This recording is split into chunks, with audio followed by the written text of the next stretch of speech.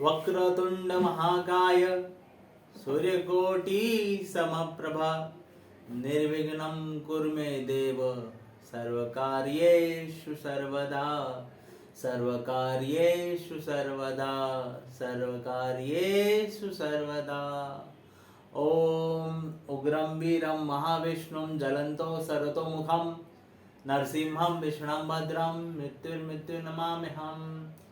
ओम कर्पूरगौरं करुणावतारं संसारसारं भुजगेन्द्रहारं सदा वसन्तं हृदयारविन्दे भवं भवानी सहितं नमामि भवं भवानी सहितं नमामि भवं भवानी सहितं नमामि।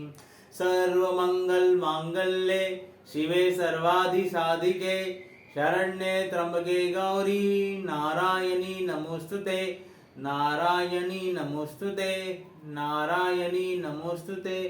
ओम गोरक्षजालंधर षट्पटाश्य अड़भंग कानिफ मचींदराद्य चौरांगी रेमाण भर्ती संज्ञा भूम्या भवुर्नवनाथ सिद्धा। ओम श्री शीतलाय नमः। हरि ओम तत्सत। श्री गुरुदेव दत्त अलख दातार निरंजन। ओम श्री गुरु शरणभ्यो नमः। जय श्री नरसिम्हा, जय श्री महाकाल, जय माता दी। तो आइए भक्तों, आज बहुत ही शुभ दिन है कि आज हम 52 शक्तिपीठ में जो सबसे पहला शक्तिपीठ है, प्रथम भाग है, आज उन पर चर्चा करेंगे। तो माता पार्वती, माता सती अपने शरीर को 52 शक्ति रूप में पीठ में विराजमान करवाती है। तो जो सबसे पहला अंग गिरा माता का, जिसे ब्रह्मरंध्र कहा जाता है, जो कि यहाँ होता है, जैसे सिंदूर कहा जाता है, माता जो सिंदूर लगाती है, तो वो हिस्सा माता का जो गिरा वो पाकिस्तान में गिरा, और वो माता का नाम हिंगलाज माता है। तो वैसे हिंगलाज माता की बड़ी अद्भुत कृपा है, बड़ी अलग उनकी लीलाएं हैं। वैसे तो उनके बारे में जितना कहा जाए, जितना श्रवण करा जाए उतना कम है, क्योंकि आज तक उनकी जो करामतें हैं, जो उनके चमत्कार है, जो उनकी दिव्य शक्तियां है, हिंदुस्तान का पूरा ब्रह्मांड उन्हें मानता है।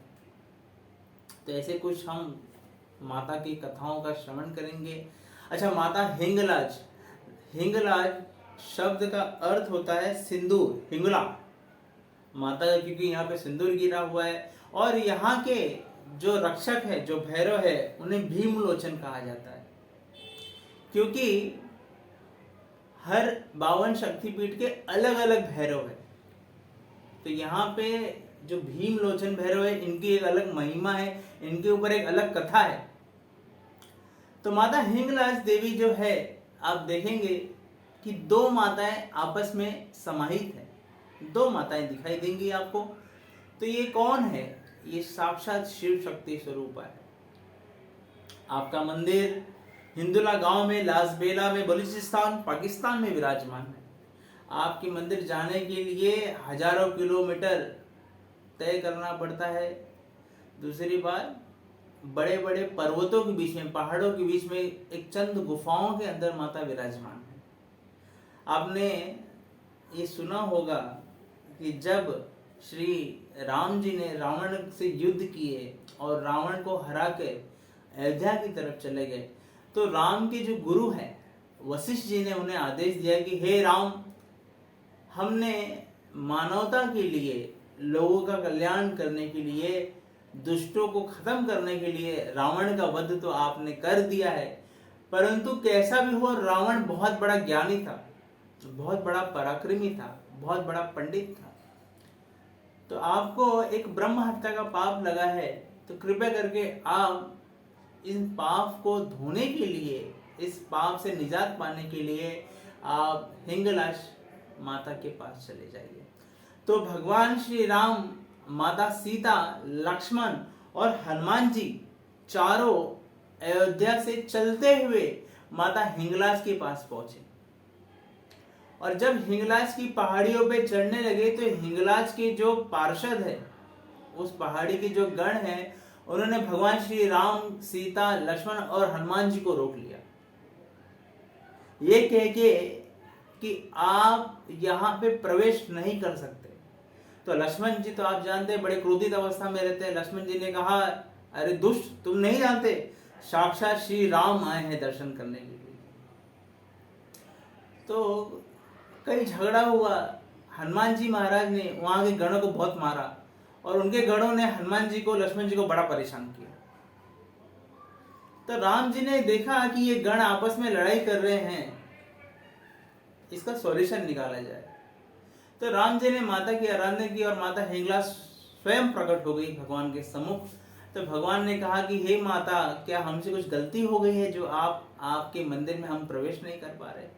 तो माता हिंगलाज ने श्री राम की बड़ी अच्छी स्तुति गाई और कहा कि हे प्रभु, जहाँ पे आप कदम रखते हैं वहां अहिल्या जैसी पतित पावन स्त्री का उद्धार हो जाता है। आप तो मेरे शरण में, मेरे दरबार में मेरा नाम रोशन करने आए हैं, मेरी ख्याति बढ़ाने आए हैं। प्रभु, आपसे एक निवेदन है, इस बलुचिस्तान शहर में, इस द्वीप में कहीं दूर दूर तक पानी नहीं है। मेरे दरबार में, मेरे धाम में कई लोग आते हैं परंतु मैं उन्हें पानी नहीं पिला पाती। हे रघुनंदन, हे श्री राम, कृपया करके आप जन कल्याण के लिए यहाँ पर पानी की व्यवस्था कर दीजिए। तो श्री राम ने लक्ष्मण जी और हनुमान जी को आदेश देकर वहाँ पे 4 कुओं का निर्माण कराया, जिसे परस्पर राम कुआं, सीता कुआं, लक्ष्मण कुआं और हनुमान कुआं कहा जाता है।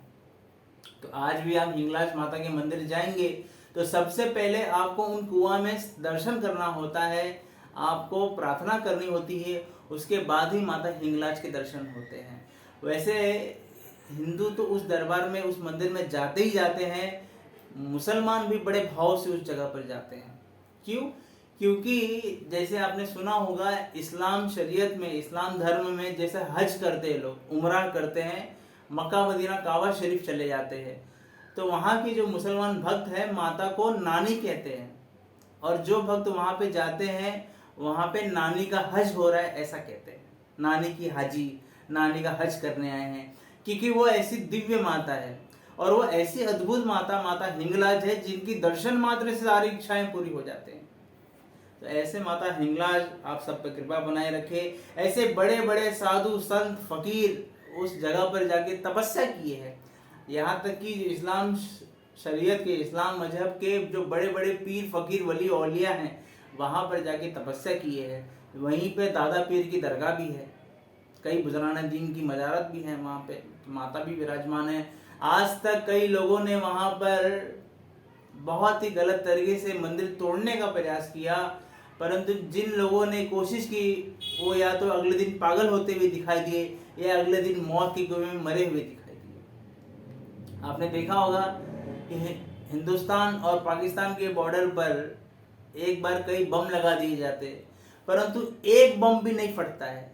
वो माता हिंगलाज की कृपा है वहाँ पे, क्योंकि माता हिंगलाज ने ऐसा आशीर्वाद दिया है, जो व्यक्ति उनके शरण में जाता है वो सारे पापों से दूर हो जाता है और उन्हें माता की साक्षात कृपा प्राप्त होती है। ऐसे ही जमदाग्नि ऋषि एक बार माता के पास गए। एक बार जमदाग्नि ऋषि ने माता रेणुका को अशब्द कह के परशुराम जी से उनके गला कटवा दिए थे। और माता रेणुका, जिन्हें साउथ इंडिया में यल्लम्मा कहा जाता है, ऐसी माँ किन्नौर की जो सबसे बड़ी देवी है माता यल्लम्मा, जब उनका वध किया गया तो परशुराम जी को जमदाग्नि ऋषि ने आशीर्वाद दिया कि हे जमदाग्नि, तुमने मुझ जैसे पिता की मान रखी, तुमने मेरा बात रखा, मैं तुम्हें आशीर्वाद देता हूँ कि तुम जो भी मांगोगे मैं तुम्हें तुरंत दे दूंगा।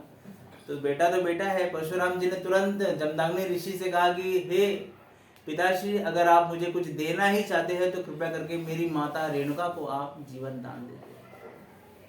तो जमदाग्नि ऋषि ने माता रेणुका को वापस जीवित किया और जमदाग्नि ऋषि को यह अपराध लगा। तो जमदाग्नि ऋषि अपने पापों का निमोचन करने के लिए भी उस हिंगलाज मंदिर में जाकर कई सालों तक तपस्या की है। अच्छा, और ऐसी बड़ी अद्भुत कथा आती है कि पांडव अज्ञातवास के समय वहां पर गए, तपस्या किए। आपने सुना अभी कि वहाँ के जो भैरव है उनका नाम है भीमलोचन। लोचन शब्द का अर्थ होता है कई, वैसे तो कई मायने हैं, पर एक मायना होता है लोचन का आंखें।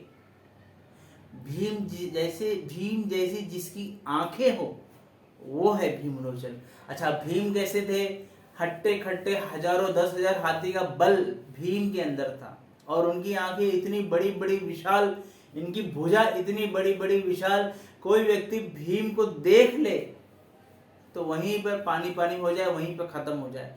तो वहां पे जब भीम, पांडव और श्री खाटू श्याम सरकार, बर्बरिक महाराज, आप भी वहां जाके तपस्या किए, तो आपके नाम से भैरव जी प्रसन्न हुए, भैरव खुश हुए और उनका नाम भीमलोचन रख दिया गया। और इस बारे में ये भी कहा गया है कि जितने भी 52 शक्तिपीठ है, ये सारी माताएं रात को एक जगह प्रवेश कर जाती है।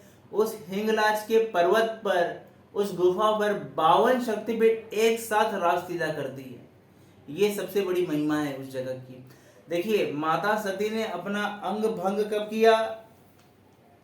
अब जानते होंगे, त्रेता युग में, जब श्री राम का जन्म हुआ, भगवान राम ने जब अवतार लिया। परंतु भगवान श्री कृष्ण ने रासलीला कब की? द्वापर युग में। तो भगवान कृष्ण की रासलीला करने के पहले ये 52 शक्तिपीठ हर दिन रासलीला करते आई है त्रेता युग से, और करते जाएगी। तो वहां के रहवासी हमेशा ये कहते हैं कि वहां पे छन छन की आवाज आती है, पायलों की आवाज आज भी आती है। तो माता वहां पे अपने अपने स्वरूप को विस्तारित करती है, और जैसे ही सूर्य उदय होता है, माँ की मंगल आरती होती है, ये 52 शक्तिपीठ अपने आप हिंगलाज माता में समा जाती है। तो बहुत बड़ा रहस्य है, बहुत बड़ी अद्भुत देवी है। और यहाँ पे जो सबसे बड़ी मान्यता ये है कि वहां पे गया हुआ व्यक्ति हर पापों से दूर तो हो ही जाता है, हर विघ्नों से दूर तो हो ही जाता है, और अपराजित हो जाता है। मतलब माता के आशीर्वाद से उन्हें कोई परास्त नहीं कर पाता। जैसे लोग बंगलामुखी माता की तपस्या करते हैं, क्यों? ताकि शत्रु पे विजय प्राप्त कर सके। ऐसे ही हिंगलाज माता अपने भक्तों पर कृपा बनाए रखती है, जिससे भक्त सदैव प्रसन्न रहते हैं। और आज भी पाकिस्तान गवर्नमेंट की तरफ से हर साल उनका जो जतरा निकलता है, वहाँ पे भंडारा का आयोजन किया जाता है। कई लोग वहाँ मदद करते हैं, और यो एकमात्र ऐसी माँ है जो पूरे पाकिस्तान को खाना खिलाती है। एकमात्र शक्तिपीठ है जिससे वैसे पाकिस्तान अभी तक बचा हुआ है। तो माता के अंदर ऐसी ताकत है। पहले ये माता हिंदुस्तान में ही थी, इंडिया में, भारत में ही थी, परंतु जब देश का बंटवारा हुआ तो पाकिस्तानियों ने इन्हें अपने अंडर में ले लिया, और अभी तक उन्होंने उस मंदिर को डेवलप नहीं किया। जैसे इंडिया में, इस भारत भूमि में अयोध्या का निर्माण हुआ, वृंदावन का निर्माण हुआ, तिरुपति बालाजी का निर्माण हुआ, ऐसे दिव्य जो शक्तिपीठ है, दिव्य भजन स्थल है, वहाँ पे जितना डेवलप किया गया, जितना टूरिज्म डेवलप हुआ, उतना ये भारत आगे बढ़ा। उसी तरह पाकिस्तान गवर्नमेंट को चाहिए कि माता की आराधना करके उस स्थान को सबके लिए खोल दे, क्योंकि वहाँ जाने के लिए आपको 2-2 वीज़ा लगता है, वहाँ से परमिशन लेना पड़ता है गवर्नमेंट को। तो आप अगर हिंदुस्तान से उस दरबार में जा रहे हैं तो विदाउट वीज़ा बिल्कुल ना जाए। और जब वहाँ पे जाए तो माता को उल्टी साड़ी जरूर चढ़ा के आए। और जिन लोगों की कुलदेवी माता हिंगलाज है, बहुत सारे राजस्थानी गुजरातियों की माता हिंगलाज है, तो माता हिंगलाज को प्रसन्न करने का मैं आपको एक तरीका बताता हूँ, और ये तरीका बहुत ही सुलभ है। आपकी कुलदेवी के नाम पे माता हिंगलाज का फोटो आपके मंदिर में रखें, और वहाँ पे एक दिया जरूर रोशन करें, जलाएं, और माता से प्रार्थना करें, और माता का ये सबसे सर्वश्रेष्ठ श्लोक का पाठ करें। ओम हिंगुले परम हिंगुले अमृतम रूक्मिणी तनु शक्ति मनः शिवे श्री हिंगलाय नमः स्वाहा। ये मंत्र माता को बहुत पसंद है। इसी मंत्र के द्वारा माता प्रसन्न होके रासलीला करने लगती है। तो कृपया करके आप इस मंत्र को जपें, और माता हिंगलाज के दरबार में आपने हाजिरी ज़रूर लगाइए। बोलो सच्चे दरबार की जय, माता हिंगलाज की जय, लक्ष्मी नरसिंह भगवान की जय, शिव पार्वती भगवान की जय। जय हो।